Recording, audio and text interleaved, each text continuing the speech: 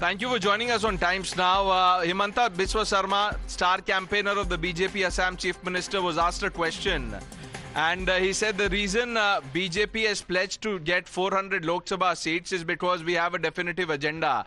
And during the course of the conversation, Himanta Biswa Sarma said that we will get back Pak-occupied Kashmir. And then the Assam Chief Minister went on to say, after achieving the target of 400 par, the BJP will deliver Kashi and Mathura just like we've delivered Ayodhya. That comment by Himanta Biswa Sarma has sparked controversy. Listen to what Himanta said first, then we'll play the reactions. फिर भी जब कांग्रेस लोग हम लोग से पूछते रहा, भाई आपको 400 सीट क्यों चाहिए? जब हमारा 300 सीट था, हमने राम मंदिर बनाया. अभी हमारा 400 सीट होगा, मथुरा में भी कृष्ण जन्मभूमि बनेगा और ज्ञानव्यापी मस्जिद का जगह में बाबा विश्वनाथ का बड़ा भव्य मंदिर बनेगा. जब कांग्रेस का शासन था, हम लोग को ये बताया गया था कि एक प्रकार से कश्मीर भारत में भी है, पाकिस्तान में भी है.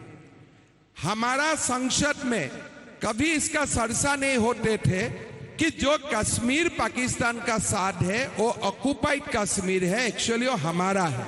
मोदी जी को 400 सीट मिलेगा तो पाक ऑक्युपाइड कश्मीर भी भारत का ही हो जाएगा. लास्ट टाइम हमारा साथ 300 सीट था, हमने क्या किया? हमने राम मंदिर का प्राण प्रतिष्ठा किया कि नहीं किया? अगर 300 सीट में राम मंदिर का प्रतिष्ठा हुआ तो 400 सीट में कृष्ण जन्मभूमि भी बनेगा कि नहीं बनेगा? औरंगजेब ने कृष्ण जन्मभूमि में शाही ईदगाह बना के गया था. एक तो बाबर ने बाबरी मस्जिद बनाया था अयोध्या में. आज अभी समय आया कि नहीं ईदगाह का जगह में वहां में भी भव्य मंदिर बनाने का समय आया है कि नहीं? आप लोग बताइए. ज्ञानव्यापी मस्जिद का जगह में मंदिर बनना चाहिए कि नहीं बनना चाहिए? चाहिए कि नहीं बनना चाहिए? तो कांग्रेसी लोग सुन लो, 300 में मोदी जी राम मंदिर बनाया है, 400 में मोदी जी कृष्ण जन्मभूमि भी बनाएगा और ज्ञानव्यापी मस्जिद का जगह में मंदिर भी बनेगा. Soon after this became a controversy, Congress leader came out, went on record and said that, look, this is the real agenda of the BJP and they have communalized their call for votes. Congress's Rajmani Patel spoke exclusively to Times Now and said that if the PM is so concerned about Ram Mandir, he should just stay there, not do anything else. And then the Congress leader went on to mock Hindu sentiments and said, does the BJP want Ghar Ghar Mandir? जिस तरह से वर्तमान में राजनीति कर रहे हैं वो तो हमारे समझ में नहीं आ रहा है और शायद हिंदुस्तान के किसी के भी समझ में नहीं आ रहा है. जो दिन में 4 बार स्टेटमेंट बदलते हैं, 4 बार अपनी मान्यताएं बदलते हैं, विचार बदलते हैं, उनके किस विचार को माना जाए, किस विचार की प्रतिक्रिया की जाए, ये सबसे बड़ा कठिन काम है. मोदी जी राम को मानते हैं, कांग्रेस नहीं मानती, राहुल नहीं मानते, कोई नहीं मानता. मोदी जी मानते हैं तो मोदी जी यहाँ दिल्ली क्यों आते हैं? प्रचार करने क्यों जाते हैं?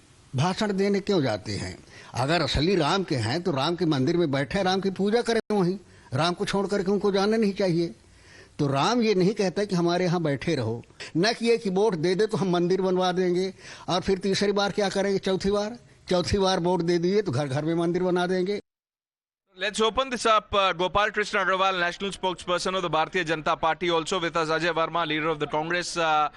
Verma ji, हिमंता बिस्वा शर्मा पे कमेंट करते हुए आपकी पार्टी ये कह रही है कि चौथी बार अगर ये जीत गए, ये तो तीसरी बार की बात है, तो चौथी बार अगर जीत गए तो हर घर मंदिर बना देंगे. बीजेपी कह रही कि आप हिंदू आस्था का इंसल्ट कर रहे हैं, मजाक उड़ा रहे हैं फिर से.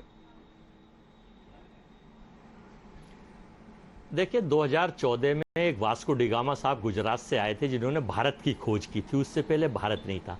तो एक देशलाई गैंग बना था, माचिस गैंग में हिंदुस्तान के कुछ प्रधानमंत्री, वो कुछ चीफ मिनिस्टर्स हैं और कुछ भारत सरकार के मंत्री हैं, कुछ इनके हेड स्पीचर्स हैं आईटी सेल के।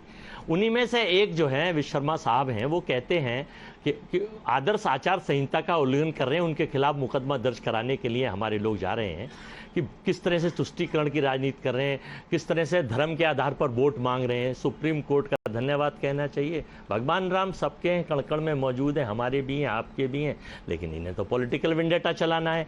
और अब जब चुनाव हार गए, इनकी 150 सीट से कम आ रही हैं, तो देश के प्रधानमंत्री ने वही पाठ्यक्रम देना शुरू कर दिया। आज तो हद हो गई।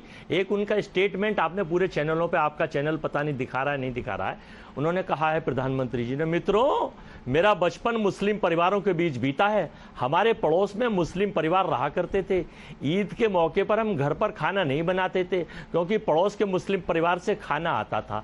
अभी तक तो मुस्लिमों से इन्हें बहुत चिढ़ थी, अलग पाकिस्तान भेज दो, मुसलमानों को यहाँ से हटा दो, लेकिन अब चूंकि जब एजेंडा खत्म हो गया, 150 सीट से सीटें नीचे आ गई। एजेंडा की क्या बात है वर्मा जी? अगर आपने प्रधानमंत्री का इंटरव्यू टाइम्स नाउ पे देखा था, उन्होंने अपने इंटरव्यू में, जो हमारी ग्रुप एडिटर इन चीफ है नाविका कुमार, उनका सीधा सवाल था कि आपको कहा जाता है कि आप एंटी मुस्लिम हैं, तो उन्होंने जवाब में ये कहा कि ये इकोसिस्टम का प्रोपेगेंडा है, मेरे जो गवर्नमेंट के स्कीम्स है उसके बेनिफिशियरीज ये तो आपके बाद नहीं ये तो नहीं तो इसमें तो आपके इंटरव्यू क्या अलग एजेंडा लग रहा है? के बाद अभी का ताजा है, तो ठीक है, मैं आपको भेजे दे रहा हूँ, क्लैरिफाई कर दिया था प्रधानमंत्री ने। ताजा है आपको, आपके इंटरव्यू के बाद नहीं हमारा बात कहा है भैया। अरे तो उसके बाद बात कहाँ बदल गई? सेंटिमेंट तो वही है, हमेशा प्रधानमंत्री सबका साथ सबका विकास उसी का संदेश देते हैं। ये सरकार का एजेंडा ये देखिए, 2014 में प्रधानमंत्री जी जब मैंने कहा आए थे, तो इन्होंने कहा था 2 करोड़ नौकरी मिलेंगी, 15 लाख अच्छा, Gopal Krishna Agrawal will respond to you, he wants to respond to you. उसी पिच पे It's a communal pitch for votes. That's the charge, Mr. Agarwal. What is communal? If you give equal rights to all religion, is it that communal? Or if you say that हम SC, ST और OBC का reservation खींच के, उसके resources खींच के minority Muslims को दे देंगे? The Congress manifesto itself tells that we will redistribute the resources of the country, snatch reservation etc. from the people from SC, ST, OBC community and give it to the minorities. This is communal. What Prime Minister and we as a government has been doing is all the government schemes which are giving benefit to the people of or citizens of the country without any discrimination of caste, culture, religion. जो प्रधानमंत्री आवास योजना है उसमें चाहे मुस्लिम हो, चाहे Christian हो, चाहे ईसाई हो, सिख हो, हिंदू हो, किसी की डिस्क्रिमिनेशन नहीं है।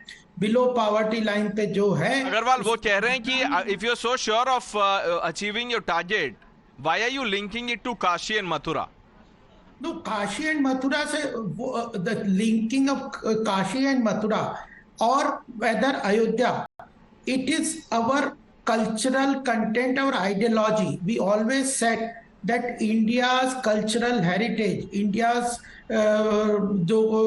leaders, the religious leaders, those and historical wrongs which have been done should be undone. We have always been saying. So everybody knows that Ayodhya temple was destroyed by Aurangzeb. Agrawal sahab,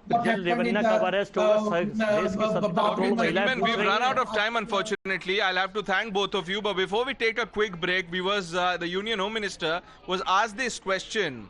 This is how he responded. देखिए, वो दोनों case supreme court के सामने है, supreme court ने न्यायालय के सामने किसी न किसी स्तर पर पड़े हैं, लंबित है, न्यायालय ने इसका संज्ञान भी लिया है। इस पर मेरा कुछ भी कहना उचित नहीं होगा। राम मंदिर में हमने न्यायालय के फैसला आने के बाद ही कंस्ट्रक्शन का फैसला किया। वो आपका पॉलिटिकल डिसीजन, उसमें आपको पॉलिटिकल फायदा मिला कि नहीं मिला अब तक?